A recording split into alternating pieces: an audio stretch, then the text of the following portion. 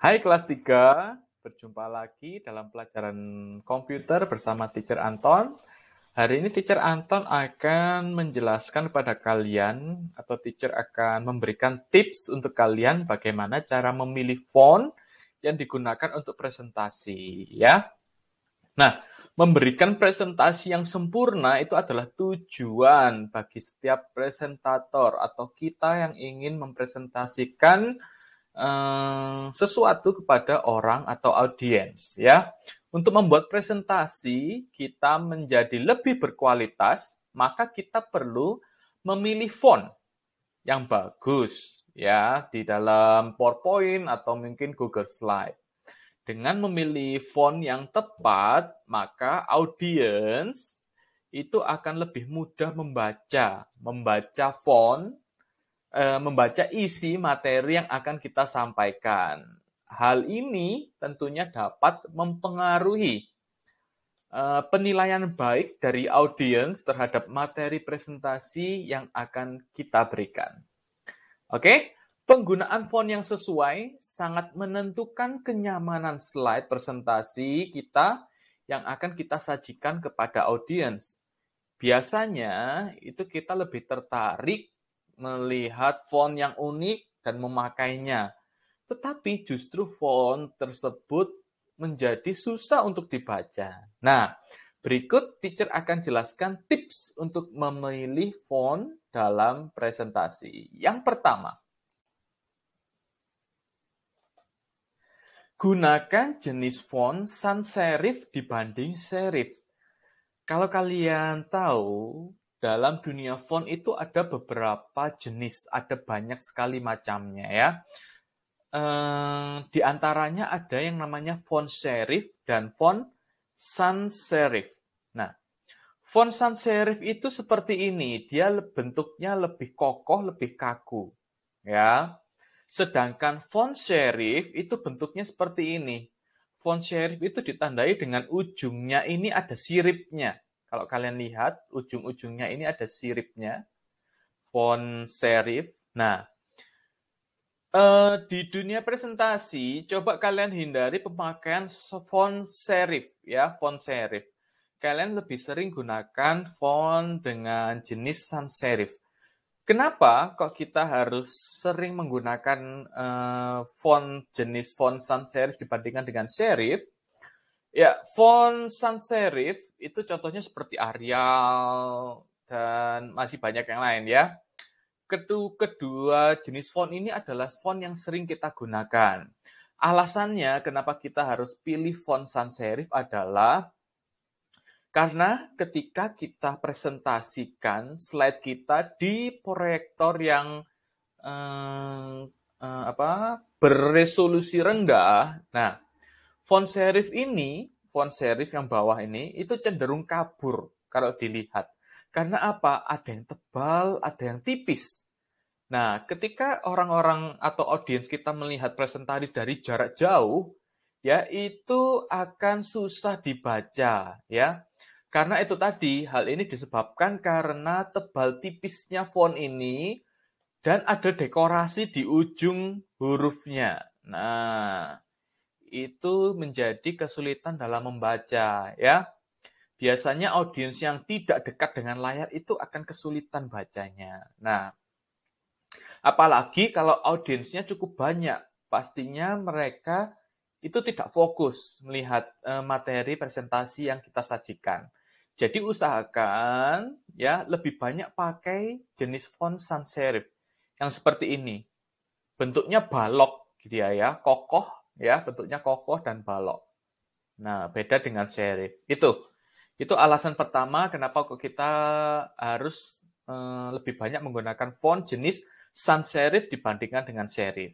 Oke? Kemudian yang kedua, perhatikan ukuran font ya. Judul dan isi itu harus kalian bedakan. Oke? Jika keduanya mempunyai ukuran yang sama, maka audiens itu akan kesulitan menerima pesan atau materi yang akan kita sampaikan. Contohnya seperti ini. Nah, misalnya teacher akan menyampaikan informasi tentang Garuda Pancasila. Garuda Pancasila itu kan adalah lambang negara Indonesia. Nah, judulnya adalah Garuda Pancasila, kemudian di bawahnya adalah pengertian atau materi yang ingin kita sampaikan. Jika ukuran fontnya dibuat sama, yang di sebelah kiri ini teacher buat sama, maka audiens itu akan kesulitan membedakan mana judul dan mana isi. Oke, kemudian di sebelah kanan, setelah teacher bedakan ya font Garuda Pancasila, oke, yang atas ini judul, kemudian yang bawah itu isinya.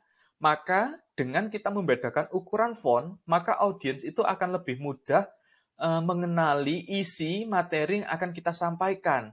Oh, yang hurufnya ukurannya fontnya besar itu ternyata untuk judul. Kemudian yang lebih kecil itu untuk isinya. Nah, seperti itu ya. Jadi ingat perhatikan ukuran font.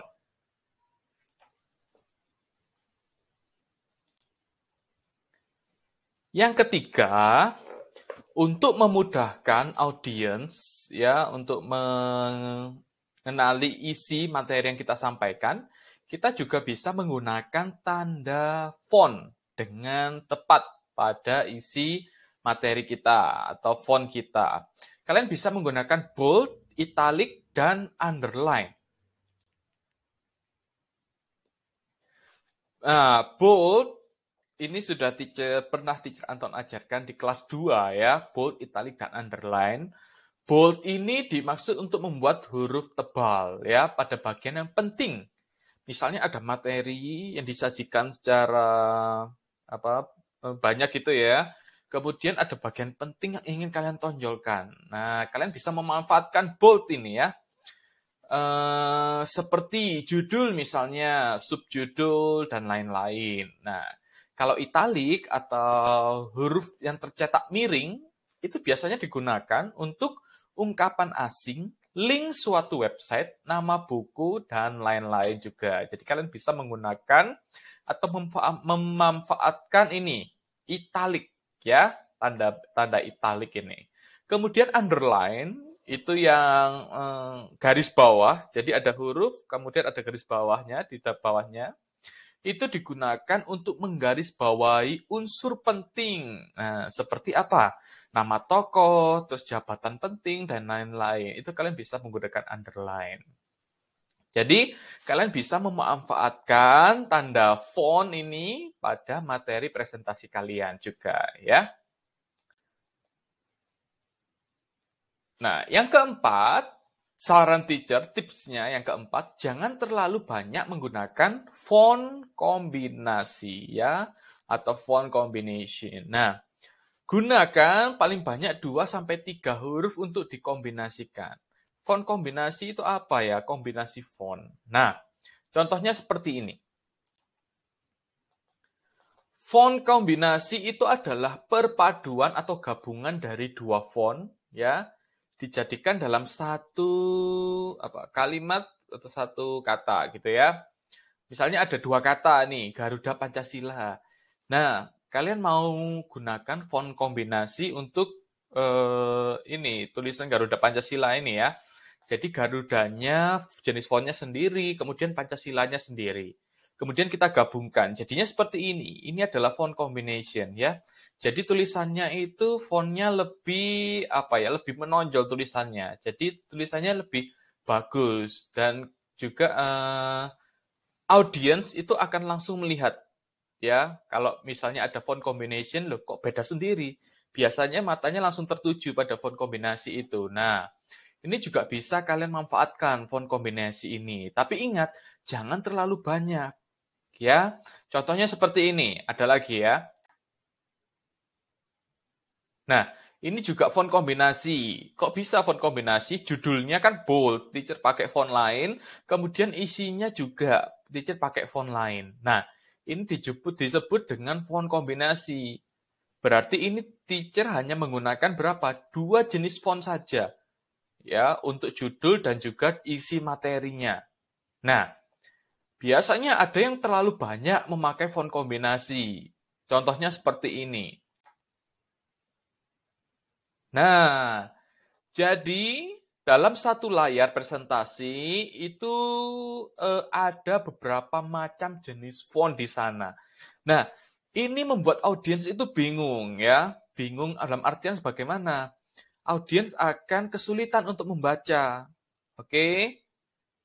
Jadi iramanya kan audiens kan bacanya dari atas dulu, dari bold, kemudian isinya. Terus bawahnya kok beda fontnya. Nah, itu akan membingungkan audiens untuk membaca isi materi kita. Nah, hal yang seperti ini sebaiknya kalian hindari ya. Terlalu banyak jenis font.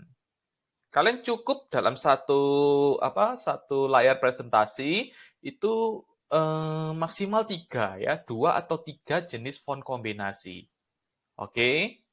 Nah, seperti itu ya. Sekarang yang kelima. Ini yang perlu diperhatikan juga, jangan menggunakan huruf kapital di isi materi ya. Ketika isi materi atau presentasi yang akan kita sampaikan, tulisannya huruf besar semua. Nah, ini yang harus kalian hindari. Coba kita lihat contohnya ya. Nah, lihat ini ya. Bold, terus kemudian huruf besar semua.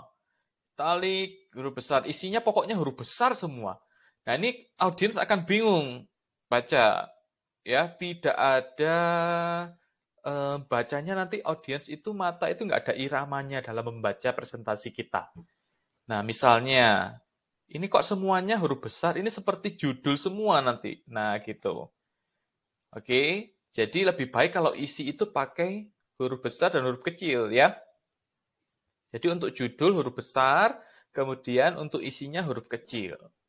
Disarankan seperti itu, supaya mata ketika melihat isi itu ada irama yang dibaca oleh mata. Seperti itu. Oke? Jadi hindari penggunaan huruf kapital di isi materi. Kemudian yang keenam, jangan menggunakan font yang sulit terbaca. Nah, biasanya itu anak-anak itu suka menggunakan font ini ya. Kenapa? Karena fontnya itu aneh, unik, fontnya bagus. Padahal ketika kita gunakan untuk presentasi, itu fontnya itu sulit untuk dibaca. Misalnya, teacher punya 3 font nih. Teacher kasih waktu 1 menit. Oh, nggak sampai ya, 30 menit lah ya. Kan cuma 3 kata aja ini. Oh, 3 huruf ini ya. Nah, coba kalian baca. Bisa nggak kalian baca? Butuh berapa detik untuk kalian membaca 3 kalimat ini? 1, 2, 3. Ya. Kira-kira bisa nggak kalian membaca dengan cepat? Bandingkan dengan judul. Jangan menggunakan font yang sulit terbaca. Kan kita bisa langsung baca ya. Tapi kalau ini fontnya, nah, padahal ini tulisannya apa? Font sulit terbaca. Yang kedua juga sama. Font sulit terbaca. Tapi karena tulisannya aneh, kita harus dekatkan mata kita gini. Kemudian kita harus mengejanya satu persatu. Font sulit terbaca. Nah, jangan sampai seperti itu ya. Kasihan audiensnya. Nanti membacanya kesulitan. Ya, apalagi yang audiens yang jauh.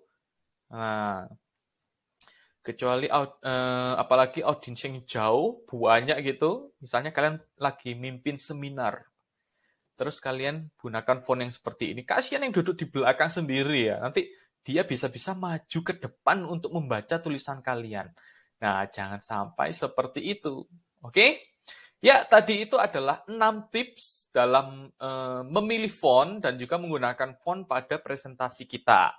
Jadi, ingat ya, fontnya. Nah, semoga ingin bermanfaat untuk kalian. Ketika kalian nanti mau menggunakannya untuk presentasi, kalian ingat selalu ya, tips dalam memilih font. Oke? Itu tadi dari Teacher Anton. Terima kasih banyak untuk waktunya ya. Selamat berlatih di rumah. Berikan yang terbaik untuk setiap pelajaran yang ada. Oke, bye-bye semuanya.